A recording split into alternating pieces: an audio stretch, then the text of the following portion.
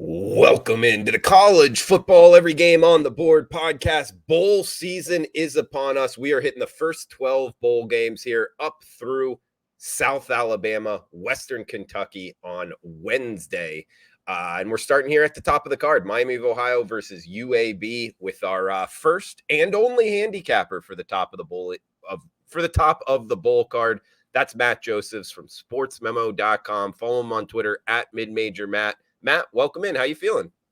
Feeling good, Drew. I'm a huge fan of the bowls. I don't think there's enough of them. I think we should find a way to get every team into a bowl game. I love them. The handicaps are always quite complicated, to say the least. So hopefully people won't get mad, Drew. I'm not going to necessarily give a pick on every game, but we're going to give them as much information as possible so that way they can at least be armed with the same amount of info we have when we take a look at these games. Absolutely, guys. It's in the name of the show. Every game on the board. We will hit all the bowl games. And this is the first 12. We'll bring in other handicappers for the rest of them. But great person to get some knowledge on a lot of these games. Right up his alley is Matt Joseph. So top of the card here, we're going down in rotation order. If you go to wagertalk.com, the live odds screen college football page, those little numbers next to the team name, we're going down in numerical order. Starting off, Matt, with one of my favorite bowl games. It really is. And it's early, 11:30 a.m. Eastern time.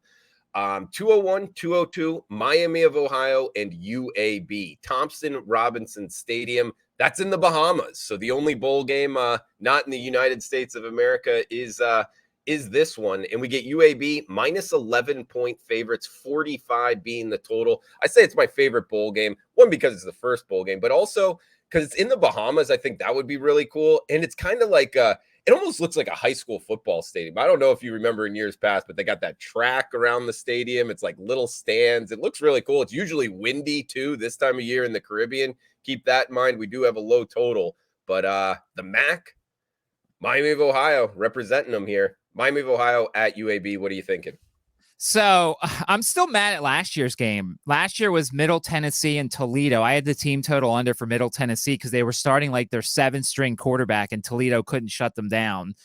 So I was very annoyed that I started out my bowl season with a loss last year. So as you mentioned, there's a bunch of things that you have to consider when it comes to the bowl games. Obviously, weather is one of the factors. And of course, we've got the games that are close, so we can look more at the weather. And of course, head coaching changes, who's opting out, who's injured, things like that. And already we've got a couple of complicating factors for this first one, Drew. Scattered showers and 11-mile-an-hour winds potential for the Bahamas. 11 miles an hour is not really that much, but the showers certainly are a factor here, Drew. And when you take a look at both teams, you start with Miami, Ohio. They have their starting guard, Caleb Schaefer. He is in the transfer portal, so he will not be there. The other thing to consider here is Brett Gabbert. Brett Gabbert's the starting quarterback. Brett Gabbert went into the transfer portal, decided to come back here, but there's no official word, Drew, as to whether or not it's him or Avion Smith as the starting quarterback. Now, I posted it on Twitter, and somebody DM'd me, and they're like, notice how many games that Brett Gabbert has played this year, and it's 4. And remember, if you want to redshirt a guy, I believe you can't play more than 4, so maybe he was hinting at the fact that maybe Avion Smith is going to be the starting quarterback for that game. And I've seen Avion Smith. He is more of a running quarterback than Brett Gabbert. He presents more of that, but he's definitely a worse passer here. And if there's wind, that could be a little bit of an issue for Miami, Ohio. On the other side, you've got UAB. And remember, they made the big controversial hire of Trent Dilfer as their new head football coach, and the players hated it. They absolutely hated it. They wanted Brian Vincent to be their coach. Well, he's coaching this bowl game, so that's going to give them the extra motivation they need, I feel like. It doesn't look like there's any transfer portal stuff, any injury situations here. So this is a really tough game, Drew, because if Gabbert plays, it changes the handicap as opposed to Avion Smith. The offense kind of changes a little bit for Miami, Ohio. Slight lean to the Red Hawks here, but I'd love to get some sort of indication tomorrow morning as to who's going to be the starting quarterback for this game. Good stuff. Matt Joseph's breaking it down. First game in the books, as we'll head back to the United States of America for the second bowl game. 203-204, Troy versus UTSA. Orlando, Florida, the Cure Bowl here. I believe the old Citrus Bowl. It's not at UCF Stadium. 3 o'clock Eastern time. Troy, UTSA. We are seeing a flip favorite here. UTSA was the favorite. Now it's Troy, -1, -1.5, depending where you're shopping. 55.5 being the total here, Matt. We've also seen the team totals flip a little bit around that key number of 28.5. I really like Troy all season. I've been a big Troy fan. I had a ticket on Troy to win the Sun Belt at 10-1. They obviously did so. We got lucky that Coastal Carolina had a less than 100% Grayson McCall. Didn't matter. They might have been the best team in the conference. No weather issues in this game. It looks like down in Orlando, so that's fantastic. Troy has won 4 straight bowl games, and sometimes you want to look at a team's pedigree. Now, I'm not a big trends guy when it comes to history, but you kind of want to look at coaches and things like that. Now, granted, look, Troy's got a new head coach, so the past victories in the bowl games don't matter, but a lot of the players were in a lot of those games. Troy's defense is ridiculous. They held Western Kentucky to 27 points. They held Ole Miss to 28 points. Now, granted, those were early on in the season, but we're seeing a Troy roster that is pretty much intact. Injuries, transfer portal stuff, they're pretty much nothing to worry about. Whereas on the UTSA side, best news they got is Frank Harris is coming back, the quarterback who's been really good. But Brendan Brady got hurt in the Conference USA Championship game. DeCorian Clark, one of their best wide receivers, has been out. Traylon Smith, Gavin Sharp, Rashad Wisdom. There's some injuries. Couple guys went in the transfer portal. Kind of tells me they're interested in this game, but not as much. UTSA also 0-3 in bowl games here. I think I'm going to get involved with Troy at some respect, whether it's Troy as the favorite, Troy money line, or maybe I'll look to just isolate that defense and kind of take the UTSA team total under here. I really believe in Troy. The one worry is their offense isn't great, but their defense is legit, and I believe that'll be the best unit on the field tomorrow. Yeah, good game. I believe both teams winning 10 straight games coming into it, and obviously just a -1 point favorite, competitively priced game. So 2 games on Friday. We got a bunch on Saturday, I believe 5 of them, starting at 11 a.m. Eastern, 8 a.m. Pacific, 2:05, 2:06. Louisville in Cincinnati, in Boston, Massachusetts, in Fenway Park. So the Fenway Bowl here, -2 point favorites. That's Louisville as they're taking on Cincinnati here, 40 being the total. So Fenway Park, probably going to be cold, baseball stadium, historic, kind of a cool atmosphere, but I don't know. What are we thinking? Louisville, Cincinnati. So this game is arguably the most fascinating of them all. First off, the beginning of the game could be played in rain and snow with wind involved as well. It's going to kind of taper away. The chances kind of reduce as the day goes along. Let's start out with the Louisville side. Louisville loses Scott Satterfield. Scott Satterfield is going to Cincinnati. Scott Satterfield also, the co-defensive coordinators are gone. The offensive coordinator went to Western Michigan for Louisville. Then you have opting out. Malik Cunningham's not in this game. The running back Tion Evans is not in this game. Their best corner, Keytre Clark, is not in this game. Tyler Hudson, who had over 1,000 yards receiving, they all opted out. Then you've got 4 different players in the transfer portal for Louisville, including one of their guards, Luke Kandra, who started 8 games so far this season. So we're going to see Brock Doman start for them. He has 3 touchdowns, 5 interceptions, and is not a running threat, which is certainly what Malik Cunningham is. That's the Louisville side of things. Cincinnati, between opt-outs and transfers, 5 of their top 6 pass catchers are gone. Also gone. First team all-conference corner Jaquan Shepard, and their kicker is gone. All this means that Evan Prater is going to be starting at quarterback. He is more of a rushing threat. Doesn't have the greatest numbers, but at least has experience. Their interim coach is Kerry Coombs, and their offensive coordinator and their defensive coordinator all gone. So both of these teams have been stripped to the heavens of everything, it feels like, coaches, players, whatever. And you threw in the rain and the snow. So I'll give you one of my 2 client plays that are up right now. I took the first quarter under. It's 9.5. I mean, look, these 2 teams have so many people gone offensively and little tiny pieces gone defensively. I trust Cincinnati's defense in this situation, only losing a corner. I sort of trust Louisville's defense a little bit. So I took the under, hoping that the rain and the snow are still there, and that tapers off a little bit later on. But one of my 2 client plays right now is the first quarter under. It's a small play. It's only a unit play, but first quarter under 9.5 in this game, hoping that the weather continues. And there's just this acclimation period with so many guys gone on both sides of the ball. Great breakdown, Matt. And to your point here, with so many people hitting the transfer portal, coaches as well, I mean, is this bowl season for you any different than bowl seasons in the past, just trying to keep up with everything?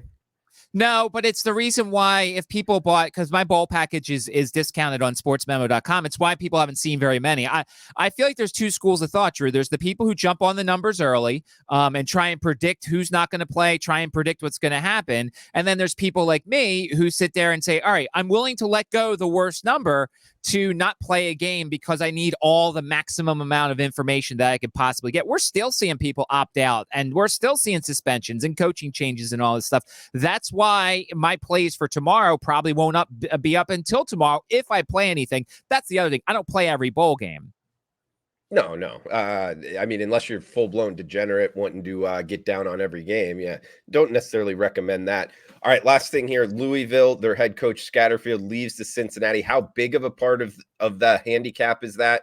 And to you, and do you think there's an advantage either way? And also, does it surprise you? He's leaving an ACC Louisville team going to AAC, although heading to the Big 12. Is this something like we should look out for? Maybe some of these Big 12 teams getting more, being able to pick from conferences like the ACC.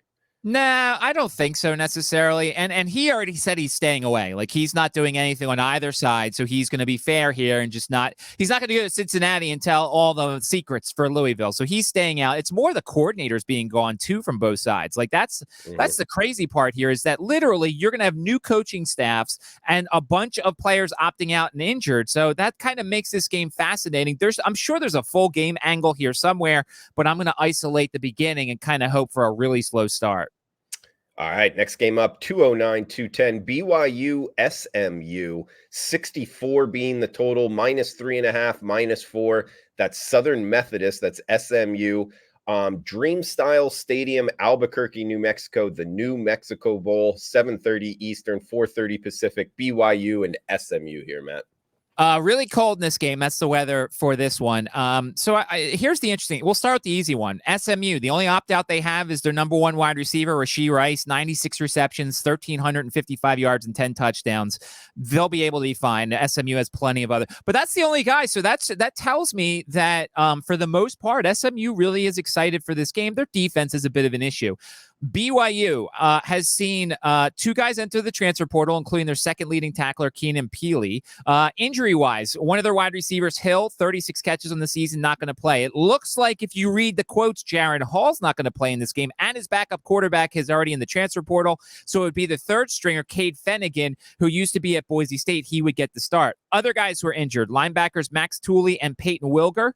And then a bunch of coaches left. They fired their defensive coordinator. The associate head coach is leaving. The defensive end / safeties coach is leaving.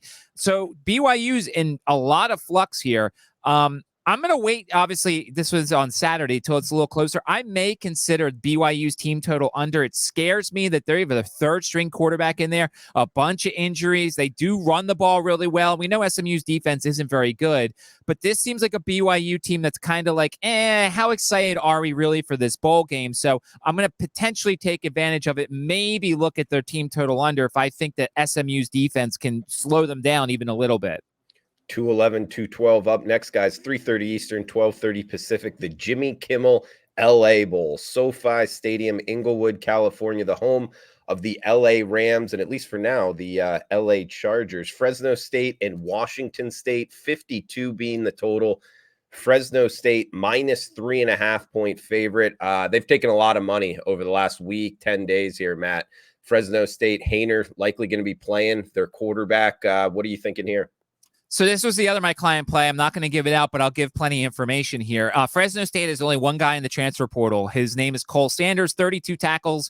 Did not grade very well in the PFF stuff. So it's a loss, but it may not necessarily be a big loss. On the Wazoo side, you have an opt-out in Deion Henley, first-team All-Pac-12 linebacker. Transfer portal, you have the number one wide receiver in Dazon Stripling. You have Donovan Ollie, another wide receiver. You have two of the top linebackers in Francisco Mayoga and Travion Brown, and then you have Renard Bell, who's too injured to be in this game. So that's three of their top wide receivers in a highly passing offense. The defensive coordinator is gone, so the head coach is calling the defense, and they actually have had in practice a safety move over to play linebacker. To be backup here. So they've got massive linebacker issues. That's not what you want to have against a team like Jake Hainer and Fresno State.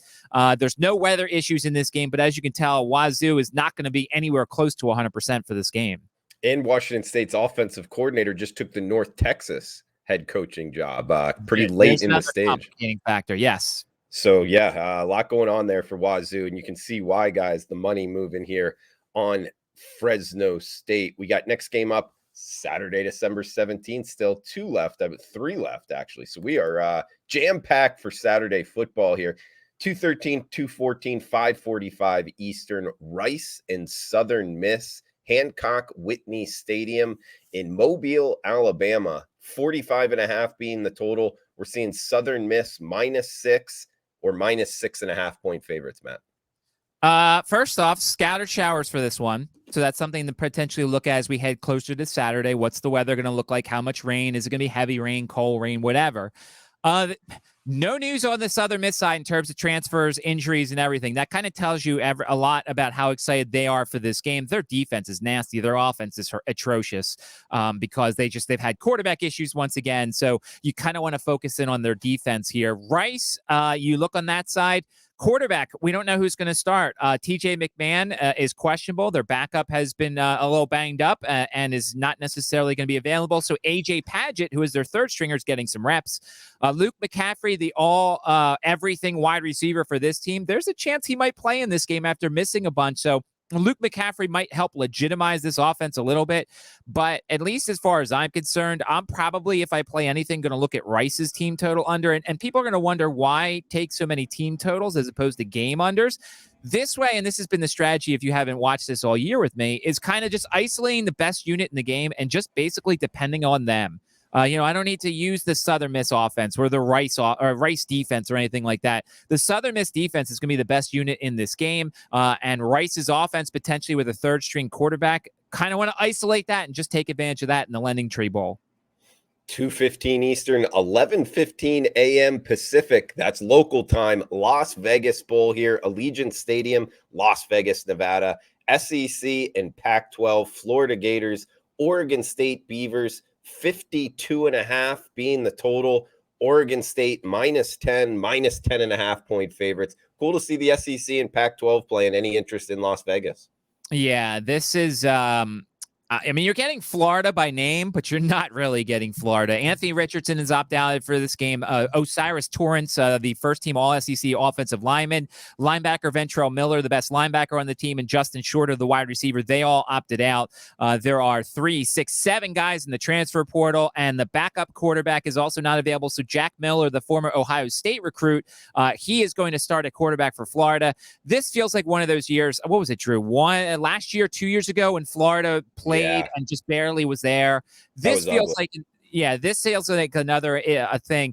Oregon State is going to be highly motivated. Only one opt-out tight end, Luke Musgrave. Transfer portal, Chance Nolan, the quarterback, went in there, but he lost his job a long time ago. The only bad thing for this team is that Rajon Wright is a very good corner. He's injured, probably won't play in this game, but I don't think it's going to matter.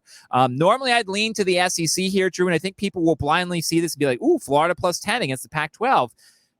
As I said, you're getting Florida in name, but you're not really getting Florida in talent. I feel like this is a massive no-show by Florida. Their team total's around 20.5. I might go under there. Oregon State's defense is nasty. I think Oregon State can win this game rather easily. I don't necessarily recommend teasing bowl games, so I wouldn't necessarily do that. But if you do feel like this number is too big and there was another bowl game you really liked, in theory, you could tease, although I don't recommend doing that in bowl season. Matt, let me read off 2 records to you, or trends, and see if they scare you off of the Oregon State side.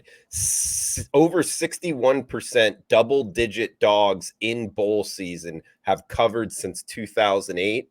So obviously that would point towards the Gators. And Billy Napier, 16-3-1, his last 19 as an underdog. Yeah, but that's with him getting a full team. I mean, we've seen Florida lay down before, Drew. It's in Vegas too. These kids are going to be out in Vegas. When you go out there, you're going to see some Florida kids or some kids with the Florida logos. You're going to be like, oh, you must be the starting running back or whatever. And so, I just don't think, if it was in the middle of nowhere, maybe, but I just feel like Florida's not going to show up here. I mean, you're the SEC guy. Don't you think this screams Florida letdown? Oh, it definitely could. I think it's a volatile handicap. I think if you're going to bet Florida, sprinkle some on the money line +325, because they're going to go in there and have their mindset in it, and arguably have the more talented roster top to bottom.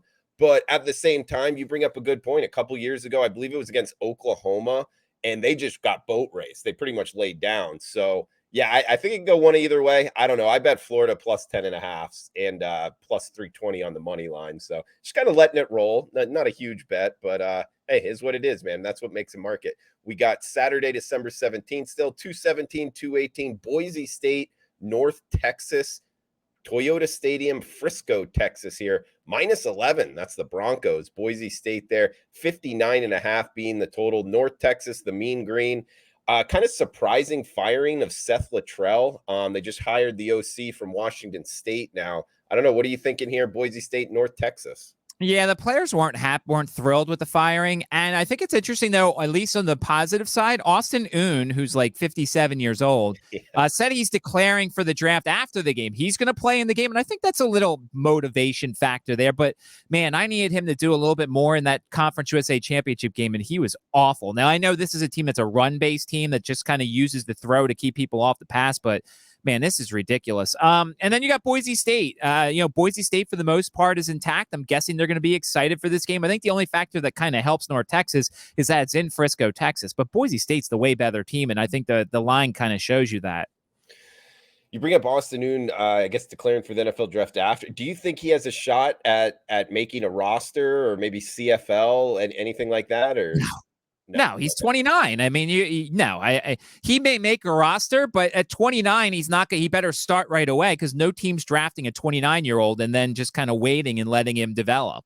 Yeah, I just don't even know if he's like good enough. Like hearing him say like, "Oh, I declared for the NFL." It's like, I'm declaring for the NFL draft, like Exactly. I don't know. All right, next game up, that is the Saturday games. 5 of them, I believe, a bunch of them. So then the Sunday NFL. Now we got Monday, December 19th. Breaking it down here with Matt Joseph, sportsmemo.com.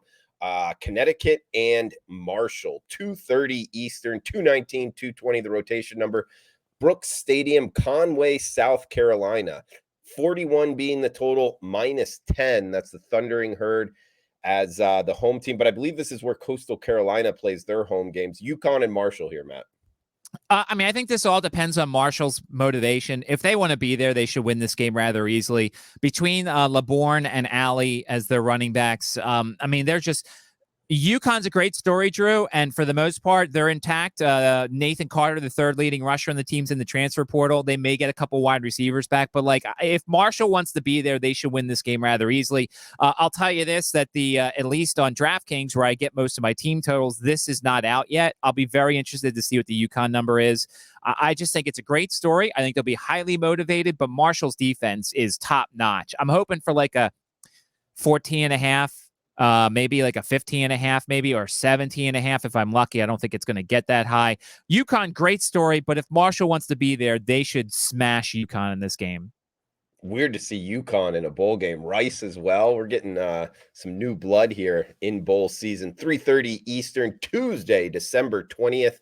The Potato Bowl, heading to the blue turf, Albertson Stadium, Boise, Idaho, where Boise State plays their home games. Eastern Michigan, San Jose State. We are seeing San Jose State minus 3.5 point favorites, 54 being the total. Eastern Michigan, San Jose State, Matt.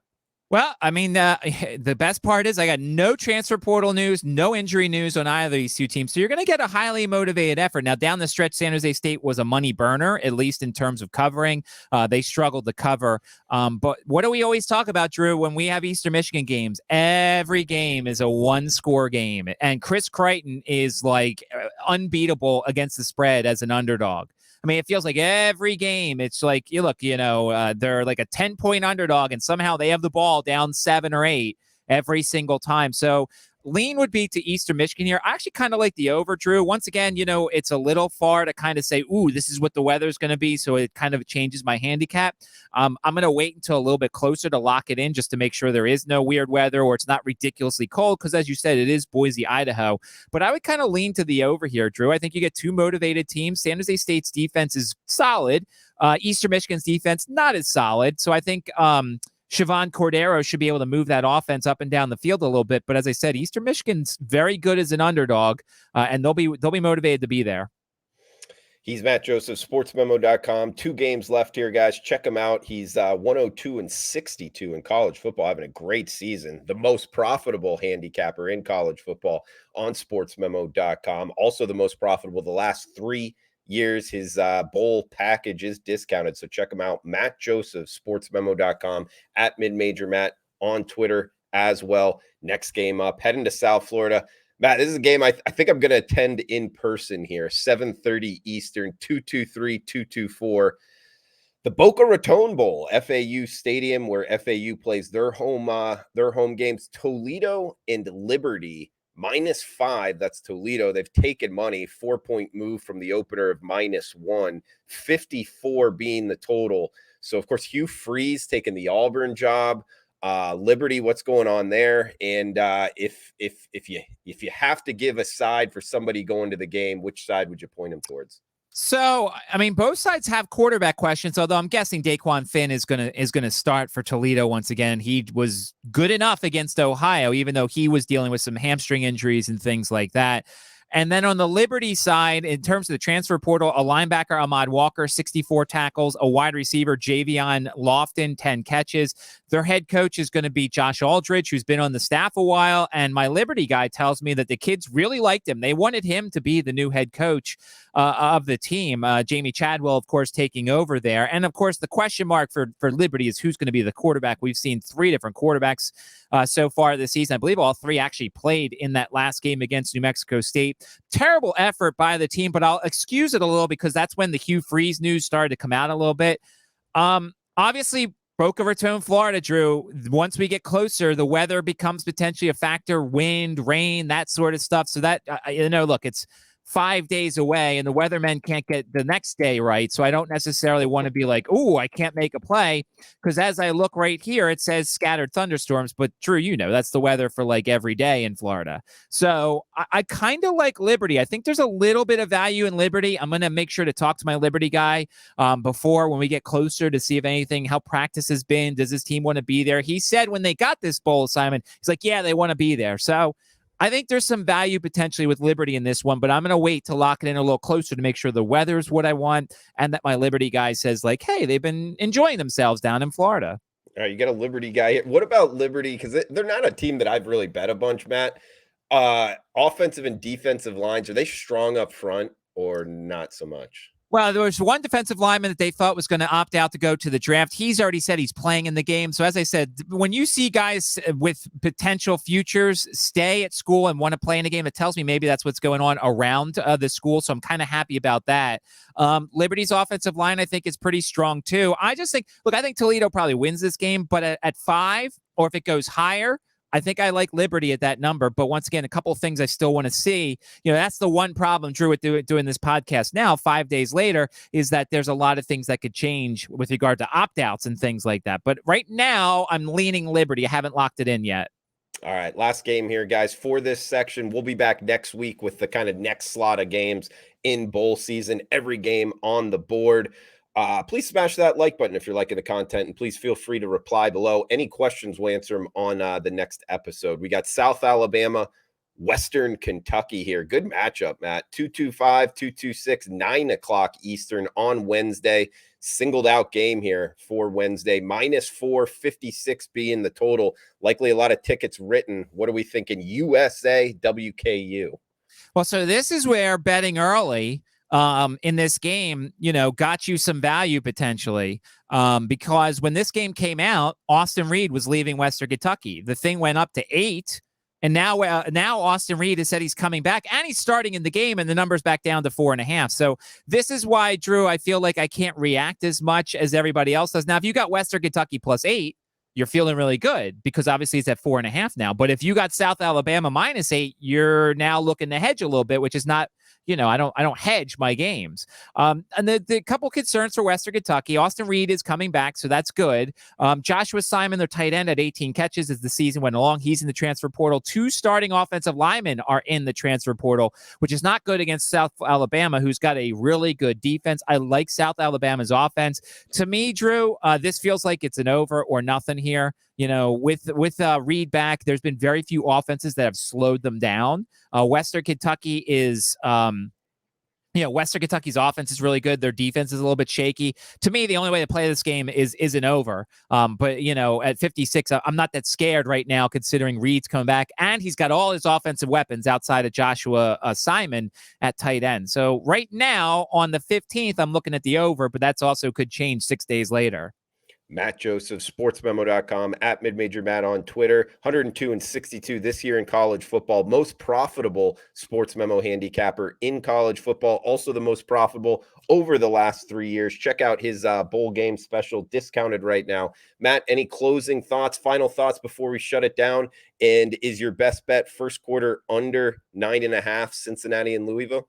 It's one of my two only client plays for now. So yeah, I guess so. It's a small bet. It's a best bet in that it's the one I'm going to release, but I made only a unit. My first quarter plays are only like a unit, only because, first quarters can be a little bit, weird and things like that. But yes, that's going to be my best bet. And really, it's just stay on top of the information. There's a bunch of people who are doing a great job of putting out the transfer portal stuff and the opt-out stuff. Definitely read the quotes, see who's excited to be where, see who's kind of like, we're here, we're ready to play. Like, those motivation is a huge factor, and sometimes it almost means more than the talent side of things. Case in point, Florida versus Oregon State. Do you have any suggestions on who to follow, where to go for the opt-out stuff like you talked about? Thor Nystrom does a fantastic job. He writes for Betting Pros. You can follow him on Twitter at THORKU. And if you don't follow him and you just want to follow me, I'll post some stuff. And certainly if anybody ever has any questions, I'm more than welcome to answer them at Midmajor Matt on Twitter. But Thor Nystrom's done a fantastic job. All right. He's Matt Joseph, sportsmemo.com. Guys, thanks for tuning in. Please smash that like button. Feel free to reply below. Any questions, we'll answer them on the next episode in bowl season, coming to you next week. That's every game on the board. Episode 1 of bowl season. He's Midmajor Matt. I'm Drew Martin. Cash those tickets. We'll talk next week.